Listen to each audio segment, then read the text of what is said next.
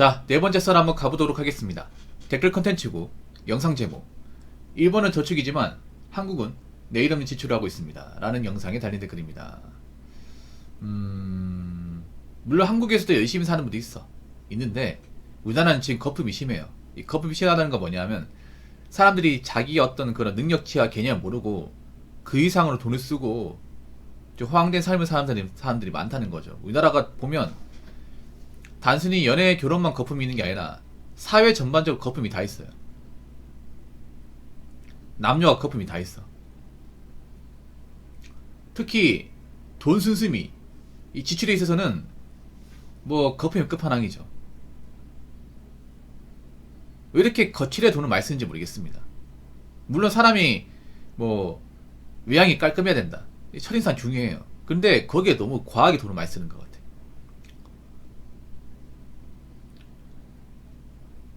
그리고 점점 돈을 제대로 모으지 못하는 사람도 많이 생기고, 비리는 사람도 많이 생기고, 빚 못 갚는 사람도 많이 생기고, 여러모로 안 좋은데 여러분들 그러지 마시기 바라겠습니다. 저 말 나와있죠. 내일 없는 지출. 내일 없는 지출이라는 말은 뭐냐 하면 뒤를 안 보겠다는 거죠. 자본주의 사회에서 뒤를 안 본다. 굉장히 무모한 생각 아닙니까? 그렇다고 뭐 저 친구들이 돈이 많긴 합니까? 아니면 뭐 우리나라 미래가 밝게 합니까? 돈 없습니다. 오히려 돈 없는 사람한테 배짱이 더 두둑합니다. 막상 힘들게 살기 눈에 보이는데. 우리나라 소비 형태를 보면 버는 것도 적고 모은 것도 없는 사람들이 돈을 더 많이 씁니다. 그래서 우리나라가 뭐가 있어요? 푸어 문화가 있잖아. 푸어 문화.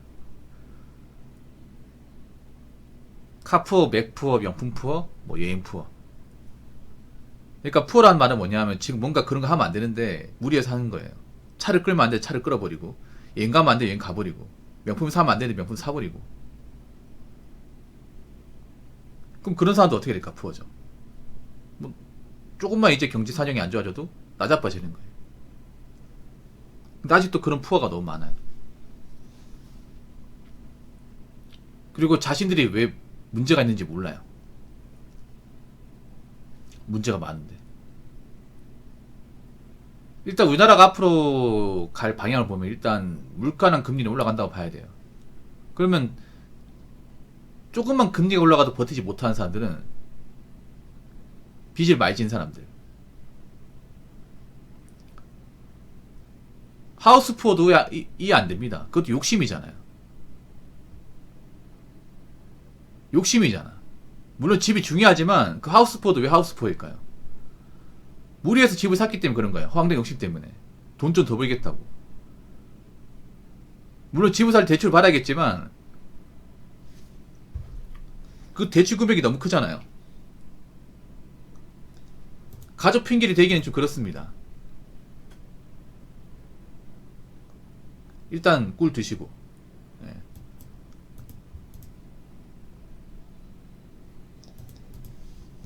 아무리 가족 핑계 된다 하더라도 무리하게 대출 받으면 안 되죠. 그리고 우리나라 시장상 고려해야 될 거 아니에요. 지금 사람들이 보면 실거주로 집을 사는 사람들 얼마 있습니까? 별로 없습니다. 우리나라에.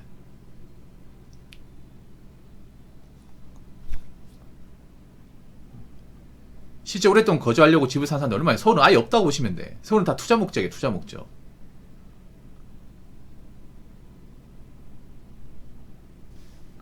그래서 서울에 이제 집값 때문에 고통받는 사람들이 많고 연끌 때문에 이제 무너진 사람도 많이 생기는 거야. 왜냐?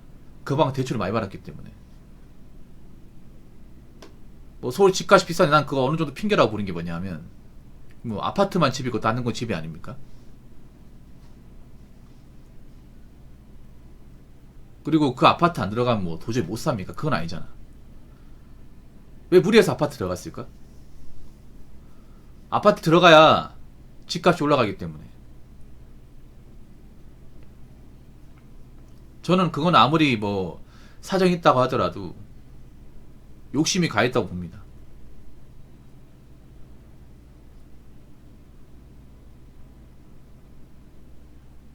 그리고 가장 큰 문제는 뭐냐면 그런 거예요.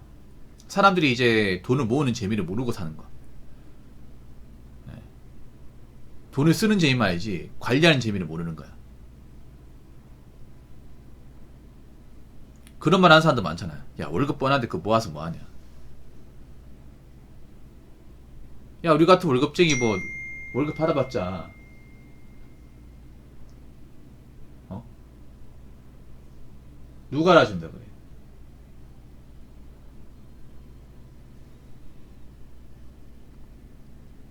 그냥 쓰자. 지금 당장 즐겨야지. 그런 마인드 가진 사람 많잖아요. 근데 그런 사람들이 금리가 조금 올라가고 물가가 조금 올라가도 버티기 힘들어요. 왜냐, 만약 200을 벌면 딱 200을 쓰는 것에 생활이 맞춰지다 보니까 거기서 물가 올라가는 생각해봐. 뭐 이제 세금 올라가고 그러면 한 10만원 지출이 더 심해지잖아. 그럼 그것만으로도 버티기 힘들어요.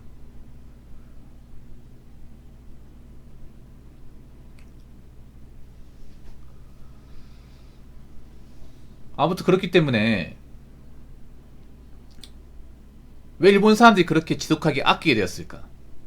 일본 사람들이 왜 그렇게 자린고비가 되었을까? 일본 사람들이 왜 그렇게 힘들게 삶에도 쓸데없는 돈을 안 쓰고 어떻게 아끼려고 할까? 한번 생각해보세요. 자, 댓글 한번 읽어보도록 하겠습니다. 사례보험 세금 떼면 우리나라보다 일본 사회초년생 수입이 더 적다는 말도 있긴 한데, 그렇다고 해도 우리나라 사회초년생들 지출은 과하다는 생각이 들 때가 많습니다. 2000cc급에 3천만원 정도 하는 차를 사는 걸 당연하게 생각하거나 심지어 외차 뽑는 걸 보면 어떻게 뒷감당하려고 전화시키도 하네요. 자, 그래서 이 썰을 풀기 전에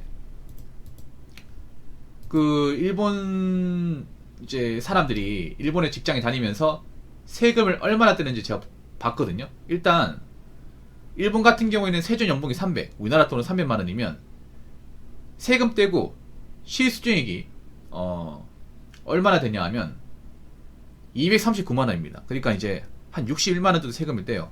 많이 떼죠. 그럼 우리나라 얼마 떼냐? 당장 계산해 보겠습니다. 우리나라 한 32만원 정도 될 것 같은데 300만원 받으면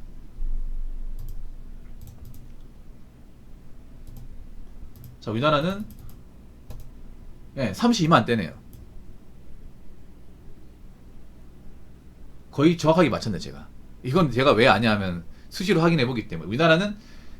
우리나라 또 월급 300 받으면 한 32만원 32만 5천원 정도 됩니다. 그래서 시수령액이 267만 5천원 정도 돼요. 일본은 시수령액이 239만원입니다. 세금을 우리나라보다 한 20만 8, 9만원 정도 더 많이 뗍니다. 같은 산맥을 봤을 경우. 일본 훨씬 더 많이 떼죠 여러분. 약간 많이 떼는 게 아니죠. 거의 30만원 정도 더 많이 뗍니다. 이거 차이 크죠 여러분. 제가 앞전에 일본에서 월급 200 받으면 한 35만원 정도 뗀다고 했습니다. 35만원 정도. 그러니까 진짜 많이 떼요 일본이.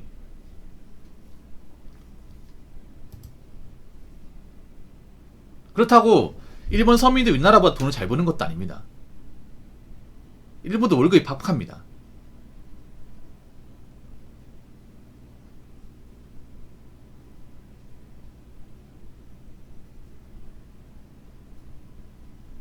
월급이 박해요.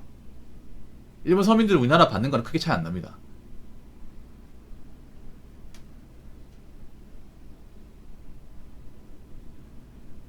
거기다가 각종 교통비가 되게 비싸요 여러분. 각종 교통비 같은 게. 일본 한번 그 공공요금 볼까요?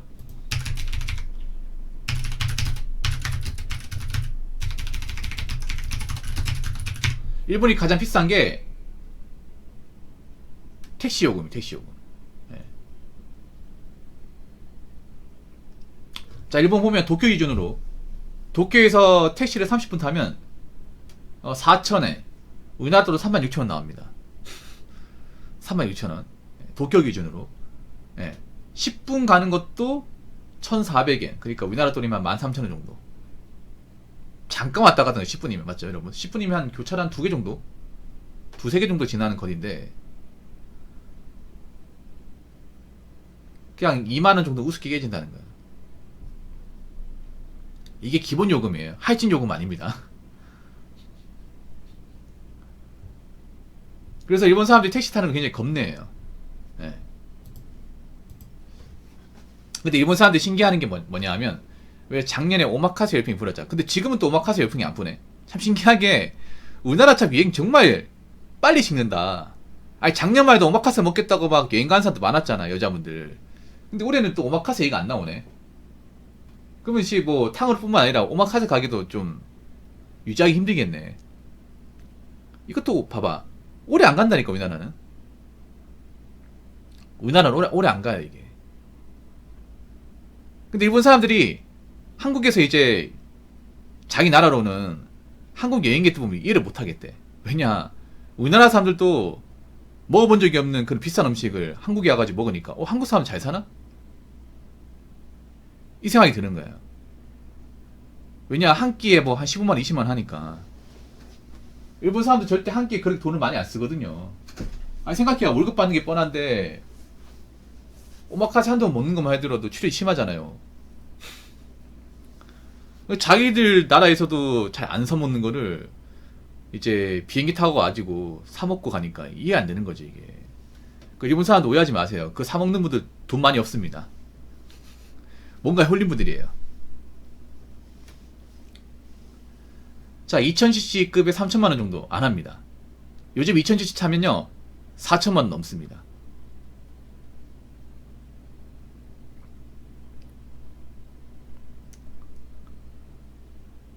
(4천만) 넘어요.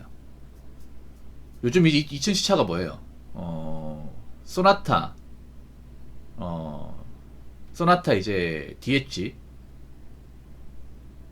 그리고 이제 K5인데, 예, 여러분, 그 휘발유도 한 3천만원 중후반대? 휘발유랑 하이브리드가 있죠. 휘발유가 한 3천만원, 깡통사도 3천만원 근처까지 가고, 옵션 추가시키면 이제 인스퍼레이션으로 한 3천만원 후반대? 예, 소나타 기준. K5도 한 3천만원 후반대, 거의 비슷하니까. 근데 하이브로 가면 옵션 추가시키면 4천만원이 넘죠. 잠깐만. 거기다가 치동세까지 하면 4천만원 중반. 예, 3천만원 가지고 좀 버거워요. 중고로 사면 가능해요, 중고로. 요즘에 중고도 국산차 같은 경우는 별로 싸지 않습니다. K5나 소나타가 워낙에 중고차 시장에서 인기가 많거든요. 하이브리드 모델은. 그래서 강가가 많이 안 돼요.